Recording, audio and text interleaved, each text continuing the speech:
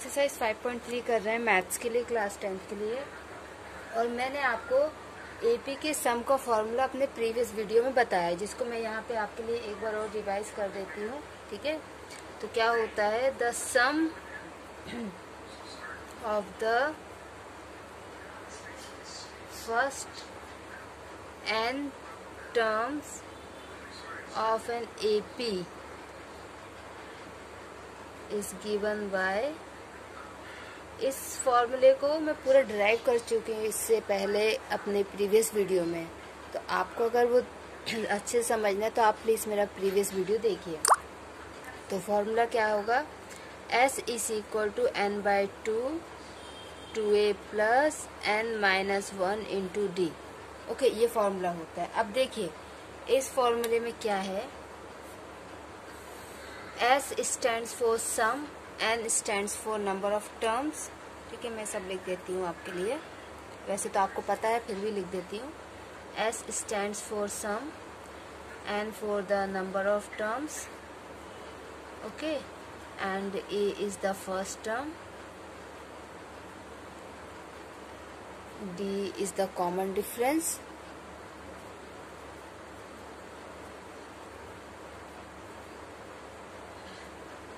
Okay.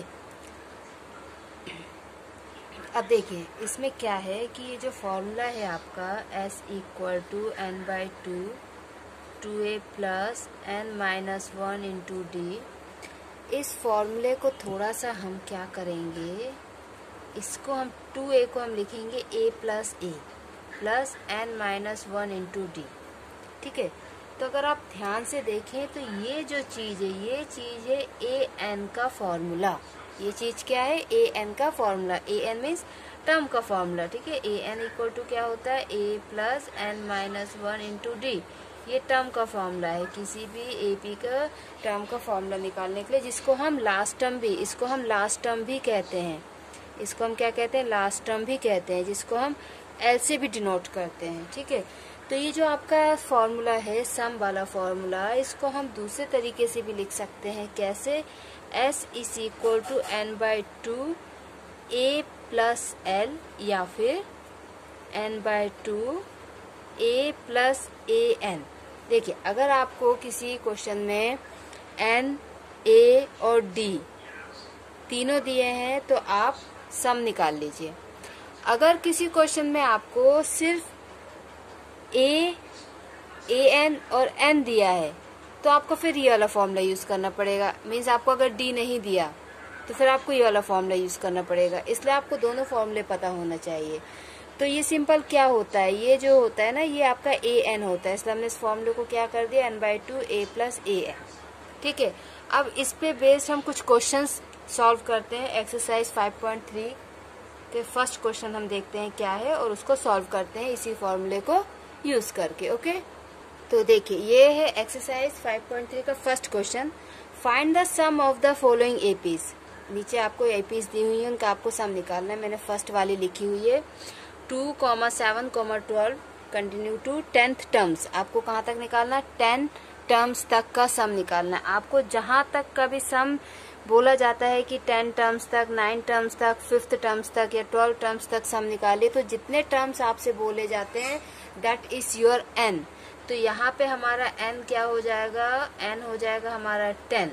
Okay, और ये जो आपको AP दी है, इस AP से हम a निकालेंगे 2 एंड d कैसे निकालते हैं, second term minus first term. d कैसे निकालते हैं, second term minus first term. तो आपका d क्या हो जाएगा 5, आपका d क्या हो जाएगा 5, a हो जाएगा आपका 2 एंड n हो जाएगा आपका 10।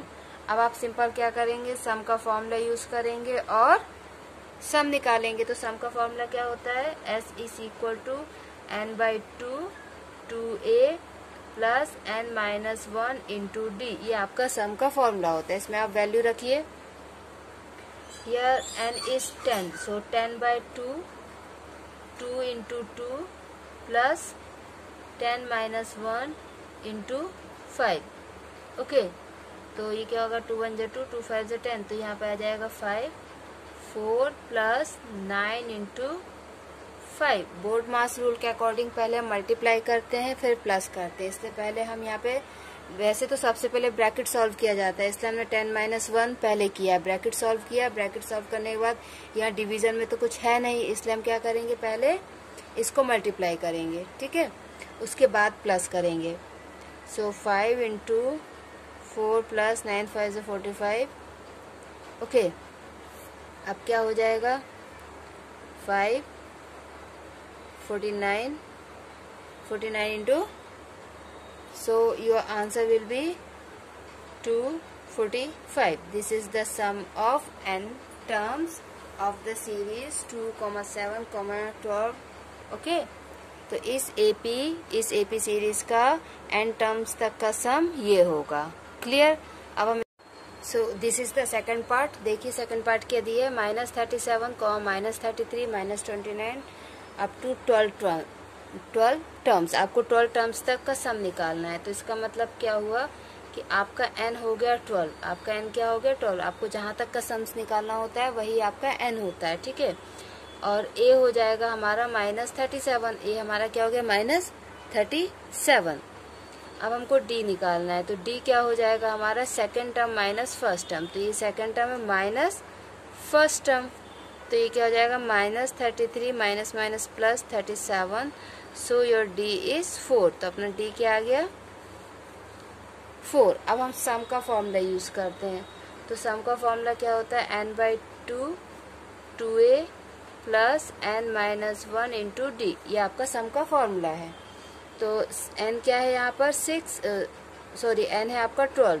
सो 12/2 और a आपका क्या है, -37 plus n is 12, 12 - 1 and d is 4. So multiply 4. Okay, अब ये क्या होगा आगे, 6, ये हो जाएगा -74 plus 11 × 4 is equal to 6 -74 plus 44। तो ये कितना आ जाएगा आपका, 6 × 0 and 30 - 30। तो ये आपका आ गया -180। ओके, तो आपका सम कितना आ गया, -180। ओके, तो ये मैंने first and second part complete कर दिया है। ओके, अब हम देखते हैं कि इसका नेक्स्ट पार्ट, थर्ड पार्ट क्या है। Okay, so our next question is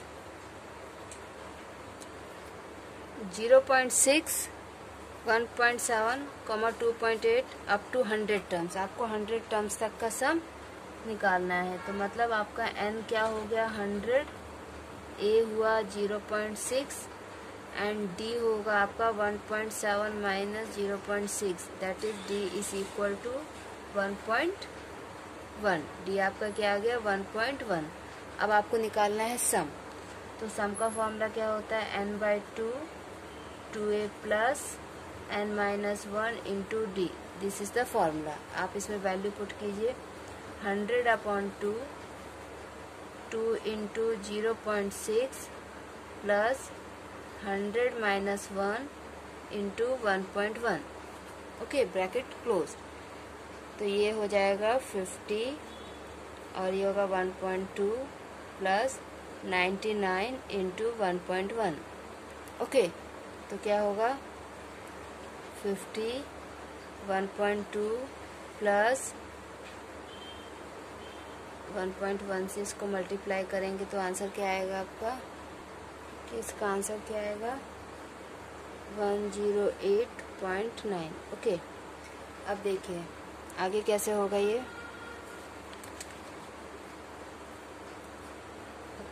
क्या था, 50 × 1.2 प्लस 50 × 1.2 प्लस 108.9। ओके, 108.9। तो ऐसे इक्वल टू, तो इन दोनों को प्लस करेंगे तो क्या होगा, 50 × यहाँ पे आ जाएगा ये 1, ठीक है, 011। ओके, अब इसको 50 से हम मल्टीप्लाई करते हैं तो आंसर आएगा 5 505 एंड 0.0, तो पॉइंट की कोई ज़रूरत नहीं है, तो ये हो जाएगा 5505. So this is the sum up to 100 terms of that series. Okay okay, so this is the last part of the first question. क्या है क्वेश्चन आपका? 1/15, 1/12, 1/10 अप टू 11 टर्म्स. तो इसका मतलब क्या हुआ कि आपका a है 1/15 एंड n इज 11. आपको d निकालना है. d क्या होगा? 1/12 माइनस 1/15. यहाँ पे आपको एलसीएम लेना पड़ेगा. ठीक है, यहाँ पे आपको क्या करना पड़ेगा? 12 और 15 का एलसीएम लेना पड़ेगा. तो अगर हम 12 और 15 का एलसीएम लेते हैं, वैसे तो ये सबको आता होगा, फिर भी मैं यहाँ पे एलसीएम आपको लेके बता रही हूँ. ठीक है, तो यहाँ पे आपका एलसीएम आएगा 2 2 जा 4, 4 3 जा 12, 12 5 जा 60. तो देखिए आपका डी कैसे निकलेगा. फिर आपको यहाँ पे 12 को 60 करने के लिए 2 2 जा 4, 4 3 जा 12, 5 से मल्टीप्लाई करना पड़ेगा. ओके, और यहाँ पे 15 को आपको 4 से मल्टीप्लाई करना पड़ेगा. तो आपका डी कितना होगा? 5/60 minus 4/60 means your D is 1/60. D क्या आ गया? 1/60. अब आप निकालिए सम. ठीक है, डी तो आपका आ गया. अब हमको निकालना है क्या? सम. ये है आपका D. Okay, this is your D. अब हम सम निकालेंगे. तो सम कैसे आएगा? सम होता है n/2 2a plus n-1 into d. ये फॉर्मूला है सम का. अब इसमें आप वैल्यूज रखिए. n कितना है? आपको 11 टर्म्स तक निकालना है. तो n हो गया 11/2 and a is 1/15 plus 11 minus 1 d is 1/60. तो 11/2 2/15 प्लस 10 इंटू 1/60, 0 से 0 कैंसिल. तो ये हो जाएगा 11/2 2/15 प्लस 1/6. ओके, अब यहाँ पे आपको 15 और 6 का एलसीएम लेना होगा. ठीक है, तो एलसीएम इसका आएगा 30. तो ये क्या होगा? 11/2. ये इसको 15 को 30 बनाने के लिए हम 2 से मल्टीप्लाई करेंगे, और 6 को 30 बनाने के लिए हम 5 से मल्टीप्लाई करेंगे. ओके, तो ये क्या हो जाएगा आपका? 11/2 4/30 प्लस 5/30. ठीक है, तो ये कितना हुआ? 11/2 9/30. ये कितना हुआ? 9/30. तो ये आपका कैंसिल हो जाएगा. 3 3 जा 9, 3 10 जा 30. तो ये कितना हुआ? 11/2 into 3/10. That is equal to 33/20. किसके बराबर हो गया आपका? ठीक है, तो आपका सम किसके बराबर आ गया? Your sum is equal to 33/20.